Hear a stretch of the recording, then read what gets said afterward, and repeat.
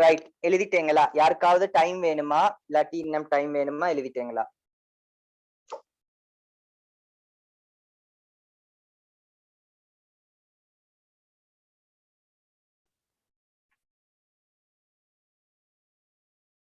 கொஞ்சம் வேகமாக எழுதுங்க. நல்லொரு கேள்வி. இந்த கேள்விய நான் செய்யற மெத்தட நல்லா பாத்துங்க. இதே போல பார்ட் 2ல இப்படித்தான் வர. பார்ட் 2ல பங்குச்சந்தை கேள்வி வாரன்னா இப்படித்தான் வருது.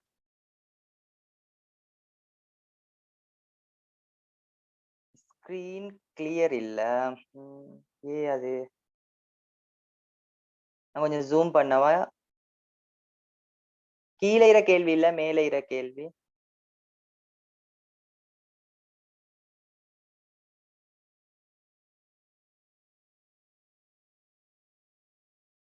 மேலே இருக்கிற கேள்வி. ரைட், ஹிபா செல்ற கிளியர் உண்டு. Right, okay.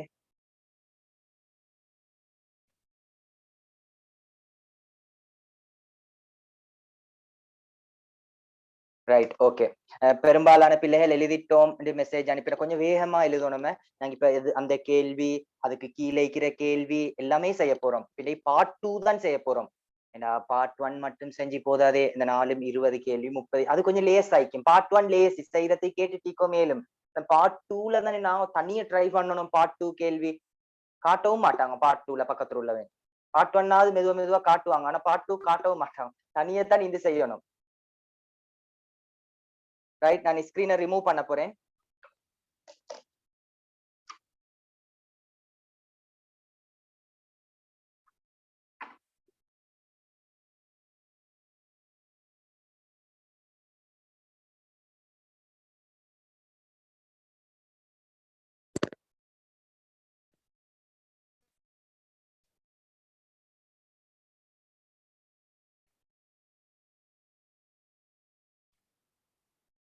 இந்த கேள்வி முடியட்டும். நான் ரெக்கார்ட் பண்றதுக்கு பெர்மிஷன் இந்த கேள்வி முடிஞ்சு தாரேன்.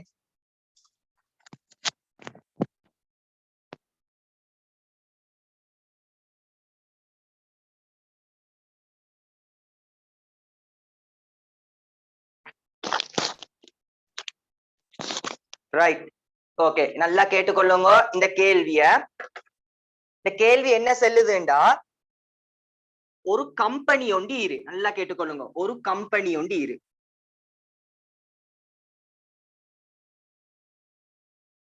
இந்த கேள்வியை விளங்கப்படுத்துறோம். அது இந்த கம்பெனில ஒருத்தர் 60,000 ரூபாய் சல்லிய கொண்டு போய்த்து போடுறார். ஒரு கம்பெனி இரு. இந்த கம்பெனியில ஒருவர் 60,000 ரூபாய் சல்லிய கொண்டு போய்த்து போடுறார். அதாவது 60,000 ரூபாவை முதலீடு செய்கிறார். இப்படி கொண்டு போய்த்து ஒரு கம்பெனியில போடுற சல்லிக்கு நாங்க செல்ற பேர் பிள்ளைகள் முதலீடு. அப்ப கம்பெனியில 60,000 ரூபாய் சல்லிய போடுறார். போட்டு பங்குகள் வாங்குறார். ஒரு பங்கு 25 ரூபா. ஒரு பங்கு எவ்வளவாம்? 25 ரூபா. ஒரு பங்கு 25 ரூபா. ஒரு பங்குட விலை 25 ரூபா. ஒரு பங்கு 25 ரூபா. இப்ப இவர் பங்குகளை வாங்க போறார். 25 ரூபாய் பங்குகள் வாங்க போறார். இப்ப பங்குகள் வாங்குவாரே. இப்ப கம்பெனி என்ன செய்யறான்? ஒரு பங்கு நீங்க வாங்கினா, ஒரு பங்கு வாங்கினா ₹1.50 தருகிறு. ₹1.50 தருகிறு. நீங்க ஒரு பங்கு வாங்கினா, ஒரு பங்கு வாங்கினா ₹1.50 தருகிறு. கொஞ்சம் காலத்துல இவர் தனது பங்குகளை கொஞ்சம் காலத்துல தான் வாங்கின பங்குகளை விற்கிறார். எவ்வளவுக்கு விற்கிறார்? 27 ரூபாய்க்கு விற்கிறார். ஒரு பங்க 27 ரூபாய்க்கு விற்கிறார்.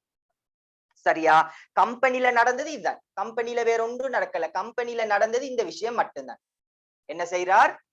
60,000 ரூபாவை போட்டு 25 ரூபாய் பங்குகள் வாங்குறார். ரைட். முதலாவது நீங்க காணணும் பங்குகளின் எண்ணிக்கை. எத்தனை பங்குகள் வாங்கலாம்? பங்குகளின் எண்ணிக்கை. இந்த கம்பெனிக்கு போய்த்து எத்தனை பங்குகள் வாங்கலாம்? பங்குகளின் எண்ணிக்கையை காணணும். ரைட். யாராவது ஒருத்தர் மெசேஜ் பண்ணுங்களே பாப்போம். பங்குகளின் எண்ணிக்கை கண்டுபிடிச்ச பிள்ளைகள் எத்தனை பங்குகள் வாங்கலாம்? இந்த கம்பெனியில 60,000 ரூபாவை சல்லிய போட்டா 25 ரூபாய் பங்குகள் எத்தனை வாங்கலாம்? ரைட், ஜெஸ்ரா ஒரு ஆன்சர் அனுப்பிற. Right, okay. Right, very good. Right, Jesra மட்டும்தான் ஆன்சர் அனுப்பிற. ரைட், பங்குகளோட எண்ணிக்கை பாக்குற எப்படின்னா பிள்ளை நல்லா கேட்டுக்கொள்ளுங்க, தெரியாத ஆக்களும் பங்குகளோட எண்ணிக்கை பாக்குற சல்லிய போட்ட சல்லிய பங்குட விலை எவ்வளோ 25 ரூபா தானே. சல்லிய பங்குகளால பிரிக்கிற தெரியாதாக்கள் ஞாபகம் வச்சுக்கொள்ளுங்க. சல்லிய முதலீட பங்கின் விலையால பிரிக்கிற கேட்டுக்கொள்ளுங்க. முதலீட பங்கின் விலையால பிரிக்கிற. அப்ப முதலீடு எவ்வளவு வருகிற பிள்ளைகள்? முதலீடு 60,000, பங்குட விலை எவ்வளவு? ஒரு பங்கு 25 ரூபாவே. அப்ப 60,000 ரூபாய்க்கு எத்தனை பங்குகள் வாங்கலும் பிரிச்சு தானே பார்க்கணும். 25 ரூபாய் பங்குகள் 60,000 ரூபாய்க்கு எத்தனை பங்குகள் வாங்கலாம்? ஒரு பங்கு 25 ரூபா. அப்ப 60,000க்கு மேலையும் கீழே மஞ்சால சுருக்குவோமா? மேலையும் கீழே மஞ்சால சுருக்குவோமா? 5 25 ஈன 60 அஞ்சால சுருக்கினா 12, அங்கால எவ்வளவு? 3 பூஜ்ஜியம் 12,000. 12,000 அஞ்சால பிரிச்சா எழுதிங்கோ 2400 பங்குகள். எப்படி? 12,000 அஞ்சால மேலேங்கிலே அஞ்சால சுருக்கின 5 25 60 கொல 12, அந்த 3 சைஃபரையும் போட்டேன். அப்ப எவ்வளவு வருகிறது?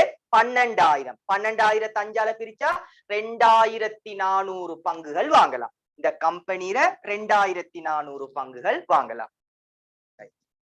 அத கண்டாச்சு. அடுத்தது நீங்க காணணும் பிள்ளைகள், இந்த கம்பெனியில சல்லிய போட்டு இவர் பங்கு வாங்குறார் தானே. 2400 பங்குகள் வாங்குறார். இப்படி பங்கு வாங்கினா கம்பெனி உங்களுக்கு சல்லி தரும். கம்பெனி ஒரு பங்குக்கு ₹1.50 தருகிறது. ஒரு பங்கு வாங்கினா ₹1.50. இப்ப இவர் 2400 பங்கு வாங்கிறார். ஒரு பங்குக்கு ₹1.50. இப்ப இவர் 2400 பங்கு வாங்கிறார். அப்ப கண்டு செல்லுங்க பாக்க, கம்பெனி வழங்கும் வருமானம் எவ்வளவு உண்டு? கம்பெனி பிள்ளைகள் நீங்க ஒரு பங்கு வாங்கினா ₹1.50 தருகிறது. இப்ப இவர் 2400 பங்குகள் வாங்கிறார். பாப்போம் பாக்க. ரைட் ரைட், ரிஸ்மா, நவால், ஹிபா, நான் வரச்சில இந்த பிள்ளை ஆன்சர் அனுப்பியிருந்தாங்க. இதுக்கு முந்தைய ஆன்சர் அனுப்பியிருந்தோம் சரியா? ரைட், ஜெஸ்ரா போய் ஒன்றும் அனுப்பி ஆதில் ஹக்கீம். Right, okay. பாருங்க பிள்ளை, ஒரு பங்குக்கு ₹1.50. இவர் இப்ப 2400 ஒரு பங்குக்கு ₹1.50 2400க்கு பார்க்க பெருக்கணும் தானே. இந்த ₹1.50 இப்படியும் எழுதலாம். 3/2 ₹1.50 3/2 எழுதலாம். 2 உண்டு. 3 2ஆல பிரிச்சுதான் ₹1.50 வருகிறது. 3/2 தான் ₹1.50. அப்ப நான் ₹1.50 போடாம அப்படி போடவும் மேலு பிரச்சனை இல்ல. நான் 3/2 போடுறேன். ₹1.50 தான் 3/2 போடுறேன். ரைட், 2ஐயும் 2400ஐயும் சுருக்கினா 1200. 2ஐயும் 2400ஐயும் சுருக்கினா 1200. அப்ப கம்பெனி இவனுக்கு எவ்வளவு வழங்குரு? 3600 ரூபாய் கொடுக்குறு. வருஷம் முடியச்சலே இந்தா நீ வாங்கின 2400 பங்குக்கு மோண்ட சல்லி 3600 ரூபான்னு கொடுக்குறு. அப்ப முதலாவது பங்குகள் எண்ணிக்கையை பார்த்துக்கணும். பங்குகள் எண்ணிக்கை எப்படி பாக்குற? சல்லிய பங்குட விலையால பிரிக்கணும். ரெண்டாவது வருமானம், ரெண்டாவது ஸ்டெப். மூணாவது ஸ்டெப் எழுதி கொள்ளுங்க. மூணாவது ஸ்டெப் விற்று பெற்ற பணம்.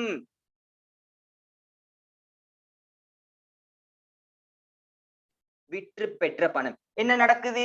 கொஞ்சம் காலத்துல இவன் தனது 2400 பங்கையும் 27 ரூபாய் படி விற்கிறார். ஒரு பங்கு 27 ரூபாண்டு 2400ஐயுமே விற்கிறார்.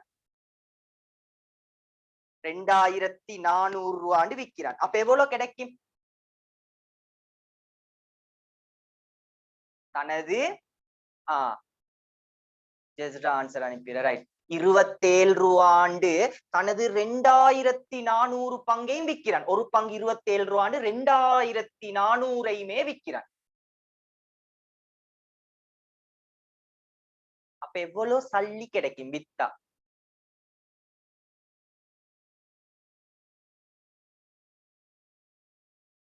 ரைட், 2 பிள்ளைகள் ஆன்சர் அனுப்பி ரைட், 3 பிள்ளைகள் ஆன்சர் அனுப்பிறாங்க ரைட். அதாவது தனது 2400 பங்கையும் 27 ரூபாண்டு வித்தா. ஒன்று 27 ரூபாண்டு 2400ஐயும் வித்தா கிடைக்கிற சல்லி நீங்க ஒழுங்கா பெருக்கிங்கோ 64,800. ஆன்சர் 64,800. விற்று பெற்ற பணம் எவ்வளோ? 64,800. 64,800 ரைட். இப்ப கம்பெனி முடிய போறோம் ரைட். இலாபம், அடுத்தது இலாபம். இப்ப இவனுக்கு எவ்வளோ இலாபம் வந்திருக்குன்னு பார்க்க போறோம். மொத்தமா எவ்வளோ லாபம் ரைட். இப்ப பாருங்க பிள்ளைகள், இவன் 60,000 ரூபாய் போட்டான். கம்பெனில போயிட்டு 60,000 ரூபாய் போட்டான். இப்ப 64,800 ரூபாய் வந்தீரு. 60,000 ரூபாய் பேங்க்ல போட்டான். இப்ப அவனுக்கு வித்து 64,800 ரூபாய் வந்தீரு. அப்ப எவ்வளவு லாபம் கிடைச்சீரு? 60,000 ரூபாவை போட்டு 64,800 ரூபாய் கிடைச்சா லாபம் எவ்வளோ? 4,800. 4,800 ரூபாய் தான் நம்ம கூடி இருப்பாருங்க. 60,000 64,800 ரூபாய் கிடைச்சா எவ்வளவு கூடிரு?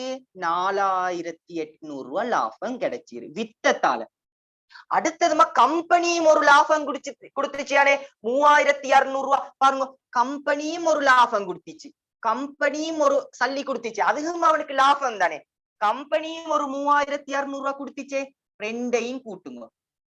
கூட்டி ஒரு ஆள் ஆன்சர் சொல்லுங்க. கூட்டி கம்பெனியும் ஒரு 3,200 ரூபாய் கொடுத்துச்சு. வித்தத்தால 4,800 ரூபாய் கிடைச்சிச்சு. இப்ப மொத்த லாபம் எவ்வளவு அவனுக்கு? வெரி குட், 8,400 ரூபாய்.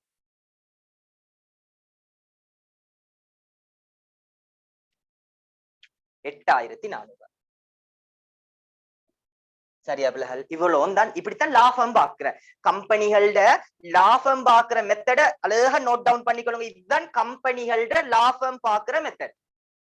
ஒரு கம்பெனியோட லாபம் பார்க்கணுமா? பங்குகளோட எண்ணிக்கையை பாருங்க, பங்குகளை கண்டுபிடிங்க.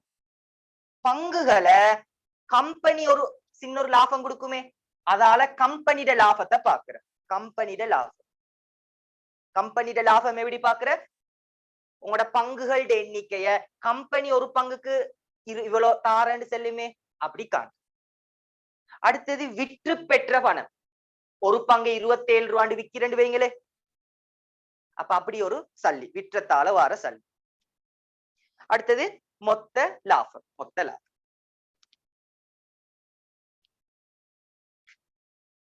இப்ப இவனுக்கு கம்பெனியில 60,000 ரூபாய் சல்லிய போட்டா 8,400 ரூபாய் லாபம் வருகிறது. 8,400 ரூபாய் லாபம் வருகிறது. இப்ப இவருடைய ஃப்ரெண்ட் வந்து செல்றார், கேட்டுக்கொள்ளுங்க.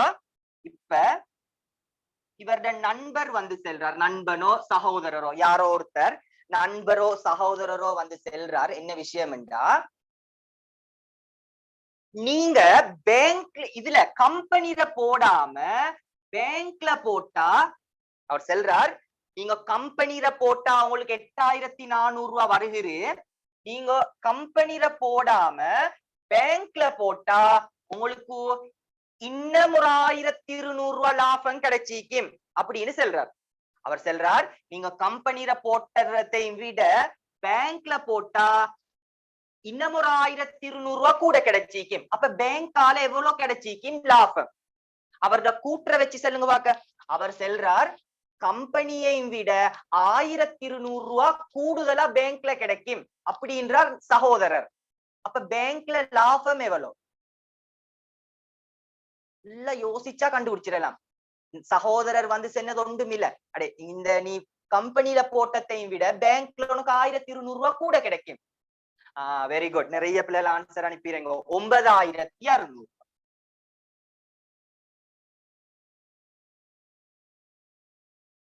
9600 ரூபாய். இப்ப பேங்க்ல சதவீதம் கேட்கிறேன். பேங்க்ல சதவீதம் எவ்வளோ? பேங்க்ல வட்டி சதவீதம் என்ன? ரைட், கஷ்டமே இல்ல. பேங்க்ல வட்டி சதவீதம் பாக்குறீங்க பாருங்க. 100ன் மேல், நல்லா கேட்டுக்கொள்ளுங்க, 100ன் மேல் வீதம் தர பணம் சமன் இலாபம். இந்த ஈக்குவேஷன் போடுறேன். அதாவது எளிய வட்டி சமன்பாடு, வட்டி பாக்குற மாதிரிதான். ரைட், 100ன் மேல் பேங்க் வீதத்தை தான் கேட்டார் கேள்வியில. பேங்க் வீதம் என்ன தர, பேங்க்ல வைத்து போட்ட சல்லி, கேள்வி எழுதினாக்களுக்கு தெரியும், பேங்க்ல போட்ட சல்லி 60,000 தந்தீரு. இல்ல பாருங்க, பேங்க்ல போட்ட சல்லி 60,000 தந்தீரு. கேள்வி எழுதினாக்களுக்கு தெரியும். இலாபம், பேங்க் லாபம் 9600. ரைட், இப்ப எப்படியாவது சுருக்கி வை எத்தனை சொல்லுங்க பாக்க.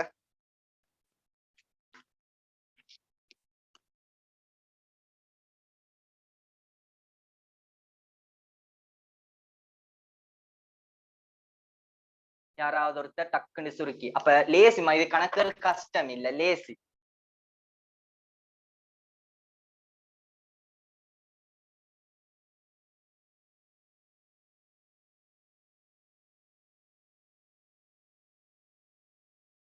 Right, very good.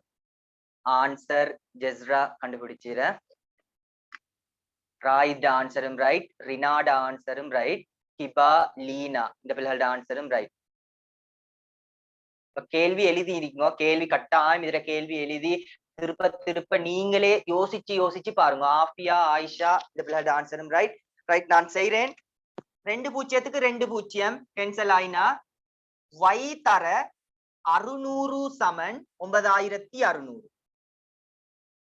2 0க்கு 2 0 பெருக்கப்பட்ட 600 அங்காலைக்கு போனா பிரிக்கப்படும். 96 6ஆல பிரிச்சா 16%, 16 வீதம். இப்ப நல்லது பிள்ளைகள், நான் இப்ப உங்களுக்கு ஒரு கேள்வி தரப்போறேன். இந்த பேங்க் விஷயம் ஒன்றும் இல்ல. நான் தார கேள்வியில பேங்க் விஷயம் ஒன்றும் இல்ல. இப்ப நான் தரப்போற கேள்வியில கம்பெனி கேள்வி ஒன்று தரப்போறேன். நீங்க எனக்கு கம்பெனியோட மொத்த இலாபத்தை கண்டு காட்டணும். கம்பெனியோட மொத்த இலாபம் நல்லா கேட்டுக்கொள்ளுங்க. கம்பெனியோட மொத்த இலாபம் கடைசி 8400 மாதிரி ஒரு விடையை எடுத்து காட்டணும். இந்த பேங்க் கேள்வி நான் தரல, நான் கம்பெனியோட மொத்த இலாபத்தை மட்டும் கண்டு காட்டணும். பங்கு சந்தை பார்க்கத்தான் கஷ்டம், ஆனா கொஞ்சம் செய்ய லேசி. அது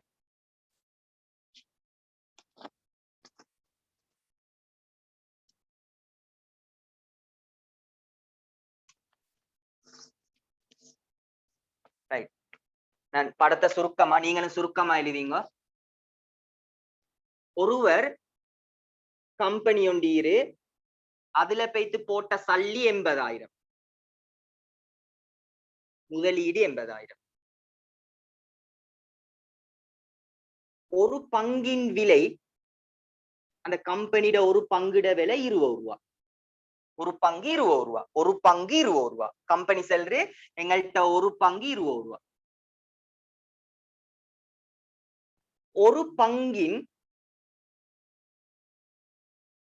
பங்கிலாபம் அப்படின்னா, நீங்க ஒரு பங்கு வாங்கினா கம்பெனி 2 ரூபாய் தருகுது. உங்களுக்கு 2 ரூபாய் தரும்.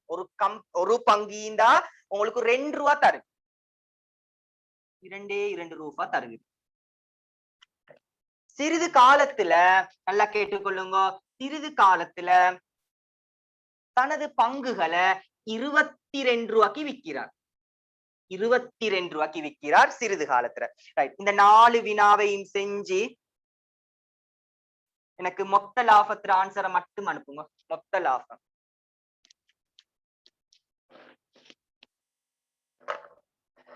80,000 ரூபாய். ஒரு பங்கு 20 ரூபாய். அப்ப எத்தனை பங்கு வாங்கிலும் பாருங்க. 21 பங்கு எத்தனை வாங்கலும் 80,000 ரூபாய் சல்லிய போட்டா கம்பெனி 2 ரூபா கொடுக்குற ஒரு பங்கு வாங்கினா அப்ப நீங்க உங்கள்ட்ட எத்தனை பங்கீரோ அதை வச்சு வருமானத்தை பாரு. பங்குகளை விற்கிறார் 22 ரூபாண்டு தனது பங்குகளை விற்கிறார். அப்ப உங்களுக்கு மொத்த இலாபத்தை பார்க்க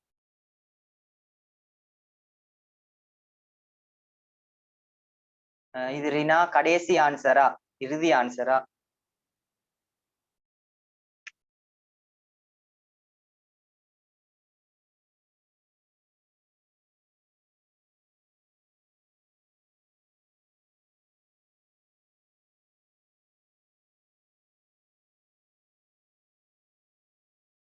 ரைட், ஓகே.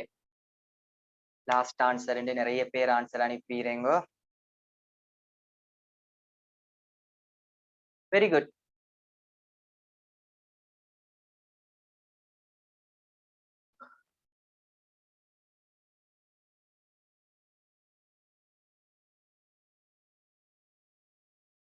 வாசிக்க போறேன் யார் யாரு சரியான ஆன்சர் இது வரைக்கும் ஆன்சர் அனுப்பிடுறாங்கன்றத. ரைட், இது வரைக்கும் எல்லாரும் முயற்சிங்கம்மா. ஒரு என்ன 3 கேள்வி, ஒரு 2 கேள்வி செஞ்சாலும் போதுமே. 2 கேள்வி நீங்க செய்யாமைக்கவான சும்மா ஸ்கிரீனை பார்த்துட்டு இடத்துல அர்த்தம் இல்லையே.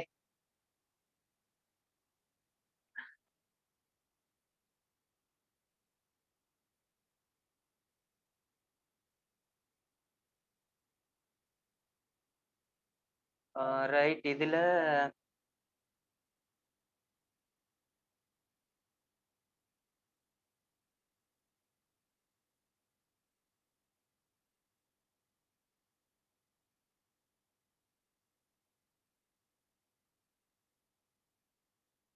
ரைட் பாப்போமே. சரி, ஹிபாட answer right. Sorry, Leena, Osama, Hiba ஒரு சைஃபர் உடுபட்டிரு போல. ரைட் ரைட், கிட்ட கிட்ட நெருங்கி வந்தீரு. ஜாக்கவிட ஆன்சர் ரைட், ஜெஸ்ராட ஆன்சர் ரைட், ஆதில்ட ஆன்சர் ரைட், ரினாட ஆன்சர் ரைட். Very good. நிறைய பிள்ளைகள் ரைட். மறுக ஆரம்ப கேள்வி விளங்கப்படுத்தலாம், இந்த கேள்வியை விளங்கப்படுத்த போறேன். ரைட், பாத்துங்க விளங்காதாக்கள். ரைட், பாப்போம். பங்குகளோட எண்ணிக்கை கஷ்டமே இல்ல. பங்குகளோட எண்ணிக்கை பாக்குற எப்படின்னா சல்லிய பங்குட விலையால பிரிக்கணும். சல்லிய ஒரு பங்குட விலைக்கிறமா அதால பிரிக்கணும்.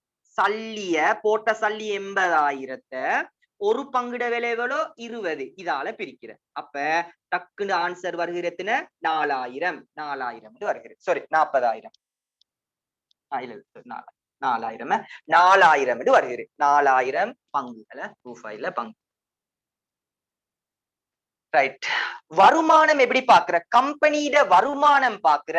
கம்பெனி ஒரு பங்குக்கு 2 ரூபா கொடுக்குறோம். இப்ப இவர்கிட்ட 4,000 பங்கு ஈக்கிறேன். ஒரு பங்குக்கு 2 ரூபா கொடுக்குறோம். இவர்கிட்ட இப்ப 4,000 பங்கு ஈக்கிறேன். அப்ப எவ்வளவு கிடைக்கும்? 4,000 பங்குக்கும் 2 ரூபாண்டா 8,000 ரூபாய் கிடைக்கும். கம்பெனி இந்த 8,000 நீங்க என்னட்ட கம்பெனியில பங்கு வாங்கின 4,000 பங்கு வாங்கினதுக்கு இந்த 8,000 அப்படின்னு கொடுக்கும். விற்று பெற்ற பணத்தை பார்ப்போமா? விற்று பெற்ற பணம், இவர் என்ன செய்யறார்? தனது 4,000 பங்குகளையும் 22 ரூபாண்டு விற்கிறார். 4,000 பங்குகளையும் விற்கிறார், 22 ரூபாண்டு விற்கிறார். அப்ப பெருக்கணும். 4,000 22ஆல பெருக்கணும். அப்பதான் வித்து கிடைச்ச சல்லி காணலாம். 4,000 22 ரூபாண்டு விற்கிறார். அப்ப எவ்வளவு வருகிறது? 88,000 ரூபாய் வருகிறது. 88,000 ரூபாய் வருகிறது. வித்தா 88,000. இப்ப இலாபம் பாக்குற எப்படி தெரியுமா? 80,000 ரூபாய் ஈண்டிச்சு, வித்து 88,000 வருகிறது. நல்லா பாருங்க, 80,000 ரூபாய் ஈண்டிச்சு, வித்தத்தால 88,000 வருகிறது. அப்ப எவ்வளவு கூட கிடைச்சிரு? 8,000. பாருங்கம்மா, 88,000 நாங்க போட்டது 80,000. அப்ப 8,000 ரூபாய் கூட கிடைக்கிறது தானே? 8,000 ரூபாய் கூட கிடைக்குது. 8,000. அதே சந்தர்ப்பத்துல கம்பெனியும் ஒரு லாபம் கொடுக்குறே. கம்பெனி கிடைச்சதும் ஒரு லாபம் தானே. கம்பெனி ஒரு சல்லி கொடுத்துச்சு 8,000, அது ஒரு 8,000. டோட்டலா 8000 8000 16,000 இவ்வளவு தான். நல்லது பிள்ளை, நாங்க இன்னொரு பயிற்சிக்கு போறோம். இதுல அந்த ஐடியாவை மனசுல எடுத்துக்கணும். இது இப்படித்தான் செய்யணும். அந்த ஐடியா குழப்பாம வச்சுக்கொள்ளணும். குழம்பினா இனி அப்செட் தான். அடுத்தது பங்க நான் தான் படிச்சு தரணும்னு இல்ல, பங்குகளை தேடி தேடி செய்யணும். இதுக்கெல்லாம் இந்த மாசத்துக்கு ஒரு பயிற்சி வந்து மாட்டச்சிலை மட்டும் பங்குகள் படிச்சா கஷ்டம்.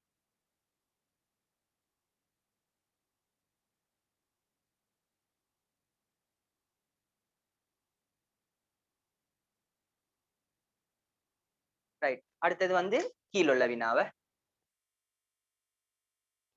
ரைட். கீழுள்ள வினாரப்பிள்ளைகள் என்ன செய்யணும்? நான் போர்டுறதான் விளங்கப்படுத்த போறேன். ரைட், எழுதி கொள்ளுங்க. கேள்வி எழுதுங்க. தலைப்பை மட்டும் எழுதுங்க, வேற இது ஒன்றும் தேவையில்லை. இந்த பந்தியை மட்டும் எழுதி.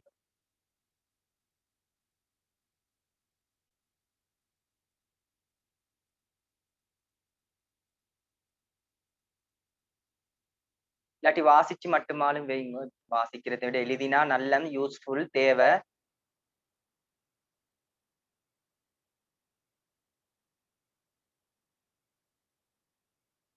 ஆரம்ப தரத்தில் உள்ள இதெல்லாம் தேவையும் இல்லை, இதொன்றும் தேவையும் இல்லை.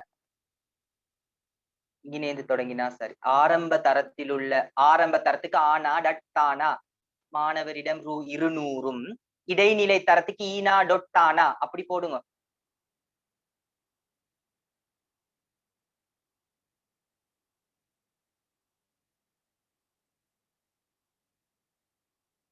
கொஞ்சம் ஸ்பீடா எழுதும். நம்ம இப்பதான் நிறைய கேள்வி பார்க்கலாம் பாருங்க. இப்ப இவ்வளோ அந்த ஒரு கேள்விக்கே 40 நிமிஷத்துக்கிட்ட போகுது.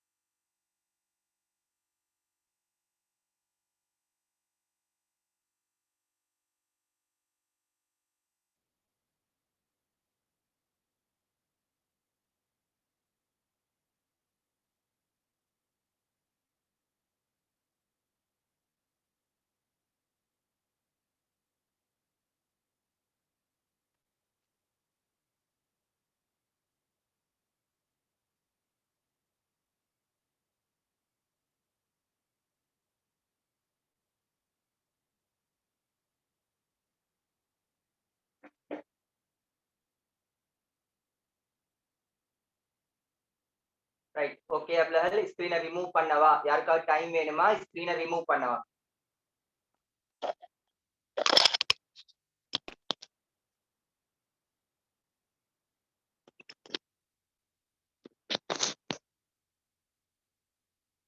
ஆரம்ப தரத்தில் உள்ள ஒரு மாணவரிடம் ரூ. 200, இடைநிலை தரத்தில் உள்ள மாணவரிடம் 2 மடங்கான பணமும் அறவிடப்பட்டன. சுற்றுலாவில் பங்கு பற்றிய ஆரம்ப தர மாணவர்களின் எண்ணிக்கையின் 2 மடங்கு இடைநிலை தரங்களில் உள்ள மாணவர்களின் எண்ணிக்கையின் அரைவாசிக்கு சமனாக இருக்கும். அதேவேளை பங்கு பற்றிய ஒரு பிள்ளை கேக்குது, இவ்வளவு பெரிய கேள்வி வருமா? இதையும் விட பெரிய கேள்வி வரும். நீங்க பாஸ் பேப்பரை பெரட்டினா விளங்கும். ஒரு பாஸ் பேப்பர் இதே சிரிசு, என்னை பொறுத்தவரை இந்த கேள்வி சிரிசு. இதையும் விட பெருசு, இதுதான் பெருசுன்னு நினைக்குவானும். இதையும் விட இப்ப 5 வரி 10 வரி உள்ள கேள்வியும் நீக்கும். பிராக்டிஸ் பண்ணுங்க. நான் அடிக்கடி சொல்லுவேன், பிராக்டிஸ் தான், பிராக்டிஸ் மேக்ஸ் பெர்ஃபெக்ட். அவ்வளவுதான். அரைவாசிக்கு சமனாக இருக்கும். அதேவேளை பங்கு பற்றிய எல்லா மாணவர்களிடமிருந்தும் சேர்த்த பணம் 90,000. இந்த வரி உங்களுக்கு முக்கியமான வரி. எந்த வரி தெரியுமா? இங்க பார்த்துக்கொள்ளுங்க.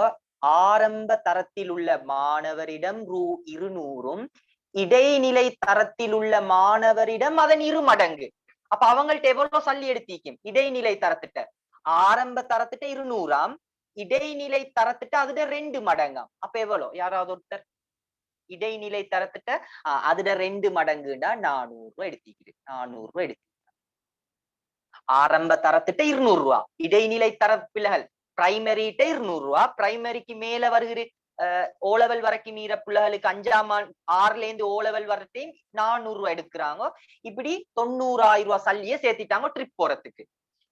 அடுத்தது ஒரு விஷயத்த செல்றார் பாருங்க, பிரைமரியில இருக்கிற மாணவர்கள்ட 2 மடங்கு, பிரைமரியில இருக்கிறத 2 மடங்கு ஓலவல் 6ஆம் ஆண்டு 7ஆம் ஆண்டு இந்த இடைநிலை தரங்கள்ற அறவாசிக்கு சமன். அதாவது இடைநிலை 6, 7, 8, 9, 10, 11 இந்த புள்ளையோள்ற அறவாசி பிரைமரியிட 2 மடங்குக்கு சமன்.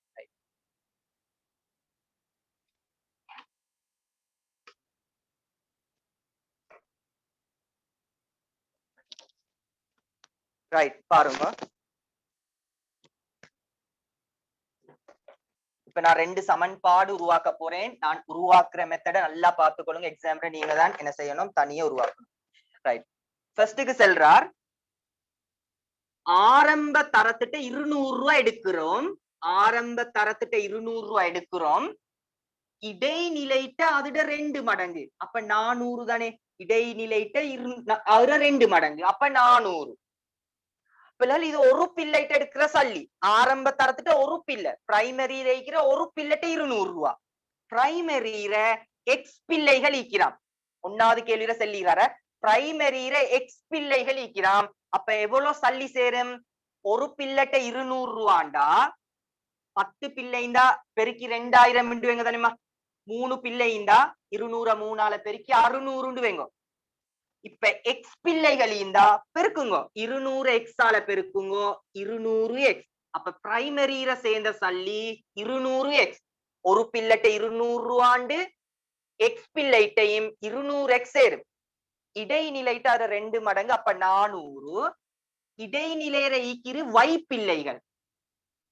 இடைநிலையில 4 பிள்ளைன்னா நீங்க டக்குன்னு 400 4ஆல பெருக்கி 1600 ரூபான்னு செல்லுவேங்க. இடைநிலையில வை பிள்ளைகள் இந்தா வையால பெருக்குங்க. செய்ய வழியில இங்கிலீஷ் எழுத்து தந்தா இங்கிலீஷ் எழுத்தாலதான் பெருக்கணும். 400 வை சல்லி சேர்ந்திக்கும். இவ்வாறு சேர்ந்த மொத்த சல்லி பிரைமரி தேர்ந்தும் இடைநிலை தேர்ந்தும் சேர்ந்த மொத்த சல்லி 90,000. முதலாவது சமன்பாடு ஓகே. பாருங்க, பிரைமரி தேய்ந்தும் இடைநிலை தேய்ந்தும் சேர்ந்த மொத்த சல்லி. பிரைமரிக்கு எக்ஸ்ன்னு செல்ல சென்னானே அந்த போட்டி இருந்துச்சு. 1வது கேள்வியில போட்டிரு. பிரைமரிக்கு எக்ஸ்ன்னும் இடைநிலைக்கு y. 2வது சமன்பாடு உருவாக்கின யாராவது இருக்கிறீங்களா? 2வது சமன்பாடு ஒரு சமன்பாட்டை சார் உருவாக்கி தந்துட்டேன். பிரைமரி இருக்கிற ஆக்கள்ட சல்லியையும் இடைநிலை இருக்கிற ஆக்கள்ட சல்லியையும் கூட்டினா 90,000. இப்ப அவங்க அந்த எந்த தெரியுமா செய்யறாங்க, அந்த